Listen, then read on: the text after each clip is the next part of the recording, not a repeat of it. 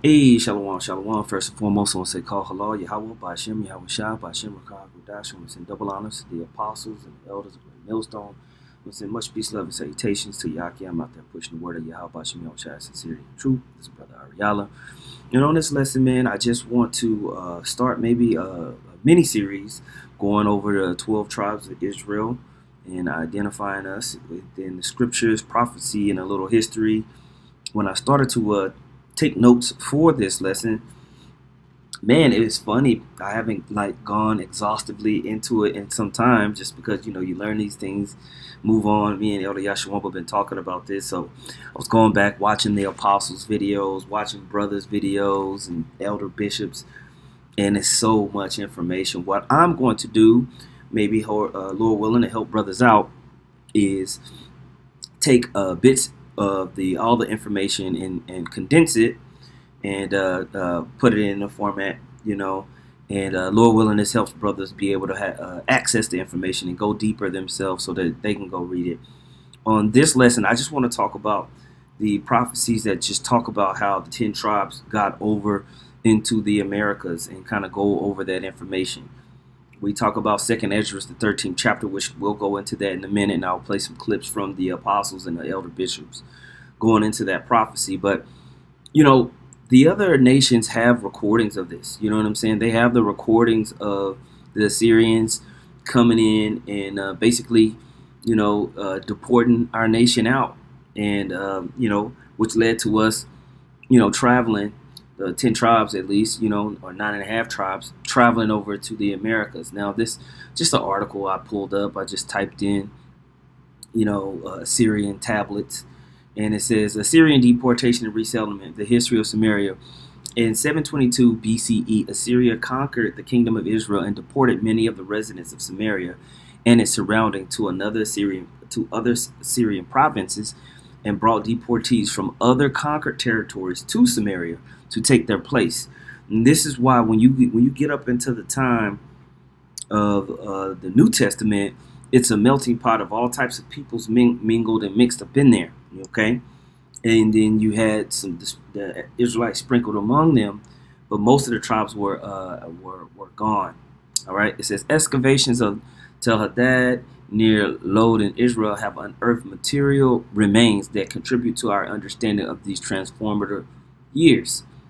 Okay, and so this is just a picture of some of the tablets that they have, and there's multiple that the Assyrians had celebrating the conquer of the nation of Israel, because our God was feared, and whenever the nations did get a victory over us, it was a celebration.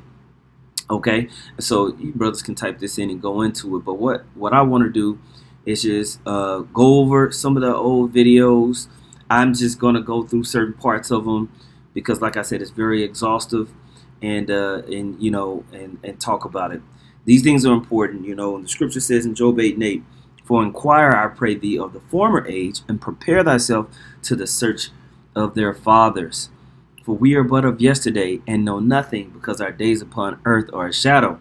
And so, yeah, a lot of this information gets buried by Esau, but through the spirit and power of Yahweh Shem Yahushua, things were preserved. Certain information was preserved for us to go through, and the spirit has put it on our apostles, elders, and us up until now to go search things out and talk about it. Okay, so I'm gonna play this little clip from the apostles. Yeah, throwback, right? Those who know. Look at the apostles, man. Look at the bishops, man. It's pretty dope. This is back when we were on Daily Motion. You can still find this if you type it in. They did a exhaustive series. This is like a 48-part series on the historical proof of the 10 tribes of Israel. I highly recommend you go and watch this. I'm just going to take clips from it and then, Lord willing, kind of land back. Now, when you see them, the elder bishop reading from this article, this is an article that they had got from the Chicago camp back in the day. I can't find it. I tried to just type it in and see if Google would locate the article for me. I couldn't find it, but basically the article is going over something that Lord's Kingsborough did when he basically was going over his findings back in, I believe, the 1900s, maybe even before that, his findings of the natives and how it linked to the Israelites. And so this is an article on the book that he wrote. And it had a lot of great information. The apostles, the elders, they're going to go through it, but we're just going to touch on the first part of this series, which is just the prophecy of us getting over here. Okay, so I'm going to play this clip. See, it was corrupt Hebrew.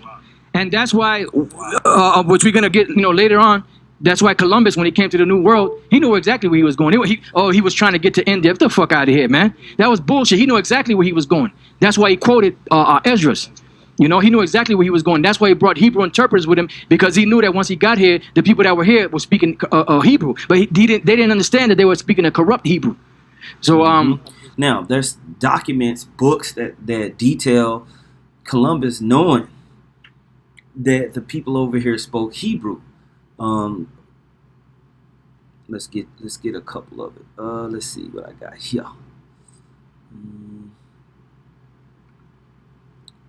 All right, so this book here is from it's from a book. It's called The Africans and Native Americans: Language and Race of the Evolution of the Red and Black Peoples. Okay, this is a book that brothers went into way back in the day, and they took a clip from it. When you go down to page 9, it says this over here. I want y'all to pay attention to this part over here. Okay, I'm gonna read it.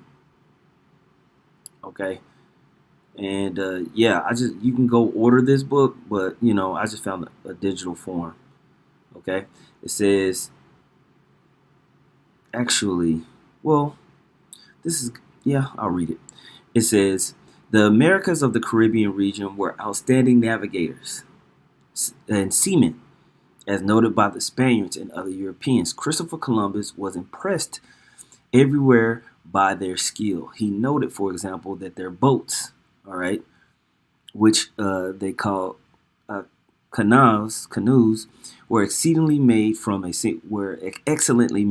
single tree, were very large and long, carrying sometimes 40 or 50 men, 2 or more cados, perhaps a man's breadth in width. The American boats were unsinkable, and if in a storm they happened to capsize, their sailors simply turned them back over while swimming in the sea, bailing them out with gourds carrying for their purpose. All right. So this excerpt just showed you how our people were excellent with navigating the sea. This is what gave them the capability to even get over to the Americas. Okay.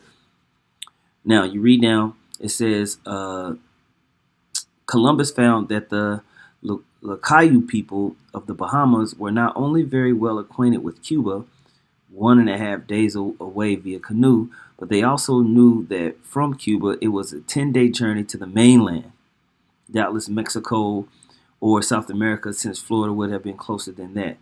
He also saw a boat which was 95 palms long, in which 150 persons could be contained and navigate.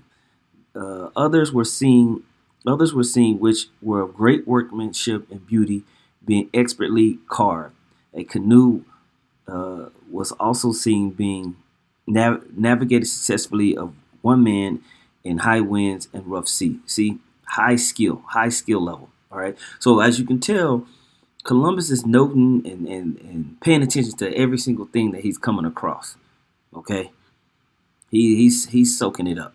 He's soaking up everything. All right. But what I really wanted to go to was this other book. Where did I put it at? Let me find it. All right. Boom. Oh, here it is. This is what I wanted. All right. So this book is called Christopher Columbus and the Participation of the Jews in the Spanish and Portuguese Discoveries. If you go to page 15, check what it says here. It says, right here, talking about Columbus. He was very fond of the reading of the Bible and the 4th book of Ezra, which was probably written by a Jew who lived outside of Palestine. According to his own assertion, the incentive that impelled him to plan his discoveries was not a love of science, but his interpretation of the prophecies of Isaiah. In Portugal, Columbus earnestly conceived the idea of making maritime discoveries by way of the West. You see? So he understood. They was reading the scrolls and the scriptures, and they knew that there was people that had traveled across the way because they was reading the prophecies, man. They was reading the prophecies. They was going into it. This book right here, Ronald Cerner, Lost Tribes and Promised Lands. When you go down into this book on page 77, it says, a striking element in Columbus's geographical religiosity in his intense and abiding interest in the fourth or second book of Esdras, right? Second Esdras. The two apocryphal books of Esdras purport to be additional writings by and about the Old Testament Esdras, but the second and fourth book is a piece of full-fledged Hellenistic apocalyptic writing that was often regarded with suspicion by the church and just as often embraced by the heterodox. It says Augustine had given guarded approval of Esdras' prophetic claims, and much was always to be made of this by the latter's defenders, including Columbus. In the marginal notes to Columbus's copy of the Edili is a relatively lengthy discourse on 2nd Esdras 6 and 42, which reads, and he goes to, upon the third day thou this command, the waters should be gathered up in the seventh part of the earth, 6 parts that thou hast dried up, and kept them to the intent of these, some being planted of the Most High, and tilled might serve thee. So this was often to be cited by Columbus, who argued that since only 1/7 of the world was water, a good deal more dry land than yet was known remained to be discovered overseas. But Columbus seems to have found more in Esdras than just the geographical argument. Here is one of the things he writes about this verse in his marginal notes. But this prophecy is not accepted by the reprobate Jews, yet it has been accepted by the innumerable ones amongst them who have believed in the Gospels. Israel has thus been split into 2 branches, a division predicted as inevitable by the prophet Samuel and King Saul. The reprobate Jews themselves hold Esdras, that is the Old Testament Esdras, as a canonical authority. All right. So basically, when you understand this, he was going through 2nd Esdras and understanding that there was a more land out there. There was the places that haven't been traveled up until that time. Okay. That's why he had Hebrew interpreters. That's why he took the people that he requested over to the other side of the world. All right. So this is all more historical proof that they knew that Israelites had traveled and went back and forth. All right, because it's written. All right, bring it out. 2 Kings 17 and 22 to 24, and 2 Esdras 13 and 39 to 46. All right, so read that. 2 Kings chapter 17, verse 22.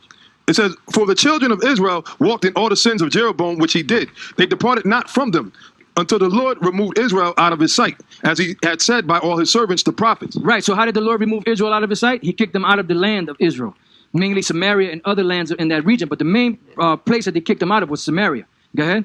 So was Israel carried away out of their own land to Assyria unto this day. Right, so they were carried away unto Assyria unto this day. That was the captivity of the 10 tribes. That's after the kingdom was split. Go ahead. And the king of Assyria brought men from Babylon, and from Cutha, and from Ava, and from Hamath, and from Sepharvaim, and placed them in the cities of Samaria instead of the children of Israel. And they possessed Samaria and dwelt in the cities thereof. And so it was at the beginning of their dwellings there that they feared not the Lord. Therefore the Lord sent lions among them, which slew some of them. Wherefore they spake to the king of Assyria, saying, the nations which thou hast removed and placed in the cities of Samaria, know not the manner of the power of the land. Therefore he hath sent lions among them, and behold, they slay them, because they know not the manner of the power of the land. Right, so that basically, when they were brought into the land, they didn't know the customs, they didn't know the laws, so the Lord sent lions to destroy them. And then when they complained to the king of Assyria, what the king of Assyria did was he sent back a Levite priest, and that Levite priest taught them the manner and customs and laws of Israel. But they still didn't worship the Most High perfectly, because it says, as you read on down, that they did those things, but they still continued to worship their gods, their false gods. So the point to bring back from that was that the land of Israel or Samaria at that time, all different types of heathens were brought into there. So-called Ethiopians and all them other nations, Arab nations, were all brought into that land. That's why even to this very day, the land is divided into many different nations, because God set it up for the prophecy that Yahweh said, that Jerusalem shall be trodden down of the Gentiles until the time of the Gentiles be come in. All right, so that was it on that, right, brother? So read on. Second Esdras, chapter 13, verse 39. And whereas thou sawest that he gathered together, another peaceable multitude unto him, those are the 10 tribes which were carried away prisoners out of their own land in the time of Hosea the king. Right, so Hosea was the king of Israel at that time. And through him, he was a wicked king, and the Most High set up the Assyrians through King Shalmaneser, to destroy him.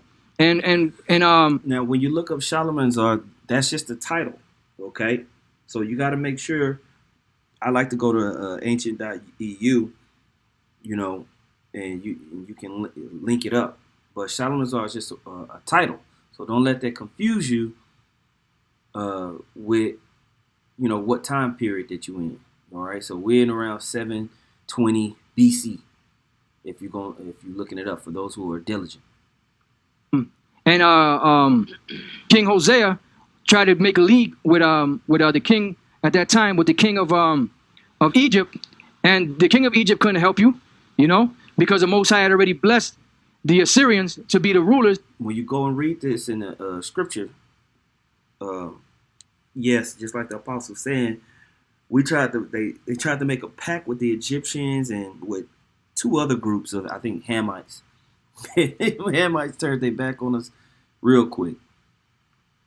The next rulers in line, so that's why they weren't able to help you, because the Most High was with the Assyrians at the time to take Israel down, because they disobeyed the law, statutes, and commandments of the Lord. Go ahead. Whom Shalmaneser, the king of Assyria, led away captive, and he carried them over the waters. And so came they into another land. But they took this counsel among themselves, that they would leave the multitude of the heathen and go forth into a further country where never mankind dwelt. So that other land that they were taken to was the land of Assyria. And from that land, they took a counsel. You brothers know the history. The brothers have been following along. They took counsel among themselves to leave that land and to go to a further country where never mankind dwelt. And everybody knows that, well, not everybody, but the people that are in the know that land, that further land that was never inhabited by man, was the so-called Americas. Because this place was only set up for the Phoenicians and the Zidonians and them to come over to this side of the world and take goodly things from here, trees and exotic animals and fruits, and bring them back and forth to King Solomon. Boom. Yeah, so you can read about that here. When you go to 1 Kings 10 and 22, 21, it says, And all King Solomon's drinking vessels were of gold, and all the vessels of his house of the forest of Lebanon were of pure gold. None were of silver. It was nothing accounted of in the days of Solomon. For the king had at sea a navy of Tarshish with the navy of Hiram. That's why he was talking about those different nations being over here when you listen to the apostles. All right, basically King Solomon had these guys as vessels doing work for him. Once in 3 years came the navy of Tarshish, bringing gold and silver, ivory, and apes and peacocks. Okay, so they were traveling over to the Americas, getting gold, getting all this stuff, and bringing it back to King Solomon. That's why it took 1 in 3 years, because it's a long journey. Okay, so King Solomon exceeded all the kings of the earth for riches and for wisdom. Okay, that's why you have the Olmec heads and stuff like that, because it was Hamites coming over here. All right, so they would go gather this stuff, took some time, and then come back. you know, but they didn't dwell here. They might have stayed here for a few nights or a month or 2 months or 3 months or 4 months, however long they stayed here to gather the stuff that they had got, and they might have left, and they left relics of themselves, but they never set up a colony here, you know, and it wasn't set up. That's why you see the Olmec heads, and it's like they just vanished, you know, because they came, probably stay for a little while, gather what they need, long ass journey, probably gather more food or whatever they need, and then head back. Colony wasn't set up here until the 10 tribes came over to this side of the world. 42nd verse, that they might there keep their statutes which they never kept in their own land. And they entered into Euphrates by the narrow passages of the river, for the Most High then showed signs for them and held still the flood till they were passed over. Right, so the Most High held back all the typhoons and boom. So they're talking about holding back the flood. When you look at these waters, when they was coming out of here, these waters are extremely treacherous to try to travel through. Heavy jet streams and everything like that. So even right now, when you look, we're in hurricane season. You can see whenever you get into these waters, there's just hurricanes forming during certain times and seasons. Well, really all the time, really.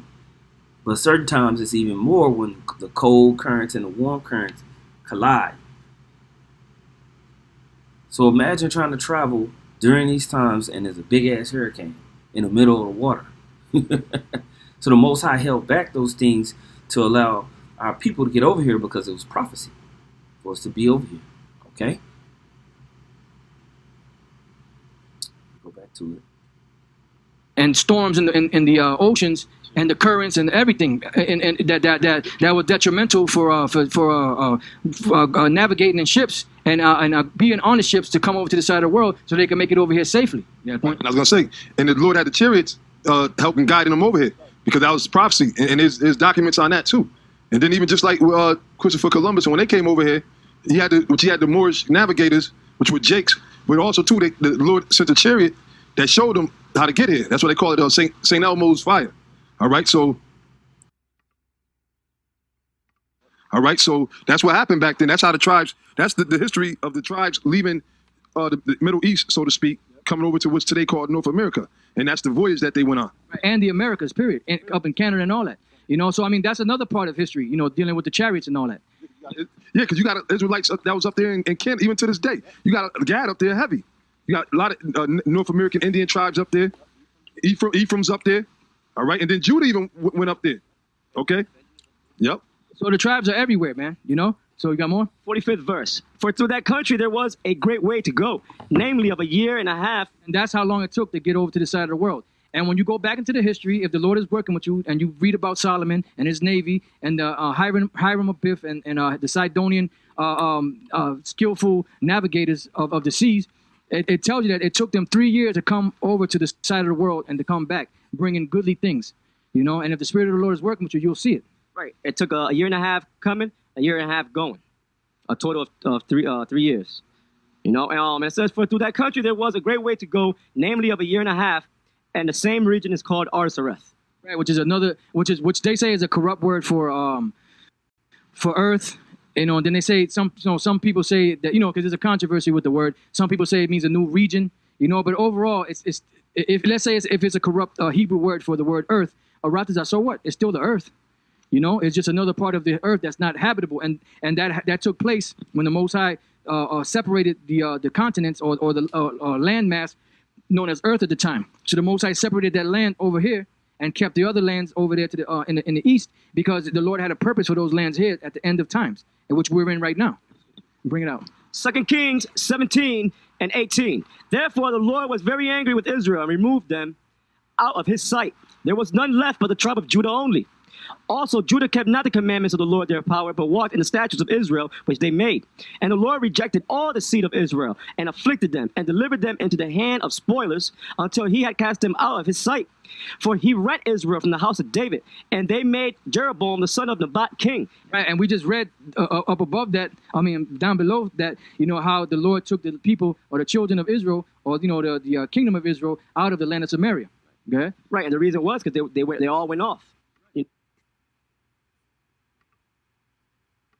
Boom. All right. So yeah, like I said, man, this is on Daily Motion, historical proof of 10 tribes of Israel. I want to go over that because there's all these different historical things that show you how our people came over here, and like the Elder Bishop read, we have it in 2nd Ezra, the 13th chapter, that kind of documents this time period, and then we have Columbus himself talking about these scriptures, and going into it, where you go and read his notes. And then people went back to read his notes, and then they wrote a book on it. The last thing I want to talk about real quick, you have something called Internet Archive, where you can type in these books, and they'll have them digitized. Okay, now if you don't have, I don't have a subscription, so sometimes you get limited access to these books. But there's several books that apostles and the elders that have gone on over the years, to where I'll just type it in, and I can pull them up on Internet Archive right here. Okay, so this is the first little clips. I'll do more going over each particular tribe next, and Lord willing is edifying. With that being said, I want to say, call halal Yahweh, by Hashem Yahweh Shah, by Hashem Rakakadash. Double honors to the apostles and the elders of Great Millstone. Much peace, love, and salutations to Yakim out there pushing the word of Yahweh, Hashem Yahweh Shah, sincerely and truth. Shalom.